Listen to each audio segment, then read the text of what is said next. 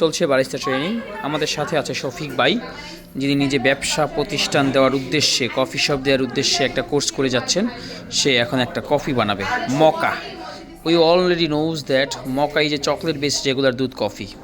সে আগে থেকে চকলেট এখানে দিয়ে নিয়েছে। কাপের সাইজ অনুযায়ী চকলেটের পরিমাণ কম বেশি করা যেতেই পারে।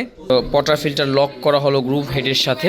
এটাকে বলে গ্রুপ হেড। হ্যাঁ, আমরা সকলেই জানি সিঙ্গেল এসপ্রেসোর পরিমাণ ইতালিয়ান স্টাইলে অ্যারাউন্ড 30 ml, আর এসপ্রেসো মেকিং রেশিও বর্তমানে 1:2। তো এসপ্রেসো পড়ার ফাঁকে ফাঁকে আমি মকাটা মিক্স করে নিলাম। সো আমাদের মকা মিশ্রণটা একদম ডান। এখন আমরা মিল্ক স্টিম করব। মকার জন্য 60 থেকে 65 বা অ্যারাউন্ড 70 ডিগ্রি টেম্পারেচার মেনটেন করেই আমাদেরকে মকাটা বানাতে হয়। মিল্ক স্টিম করবে শফিক ভাই।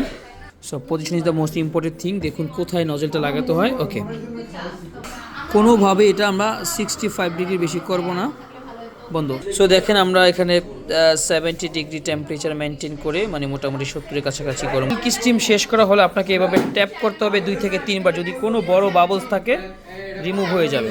ওকে, উপর থেকে দ্রুত উপর থেকে ভাইয়া স্টার্ট। ডিজাইন শফিক ভাই ডিজাইন দেখি শৈবে পারে কিনা। আস্তে শৈব ভাই, একটু স্লোলি। হ্যাঁ, এবার শেষ করেন। চিকন যেভাবে বলেছি। দেখি ভাইয়া। সো শফিক ভাই একটা টিউলিপ বানিয়েছে, দেখেন সে কি পারবে কিনা আপনারা বলুন। এবং সে তো অবশ্যই ভালো মানুষ, নট জয় বাংলার লোক।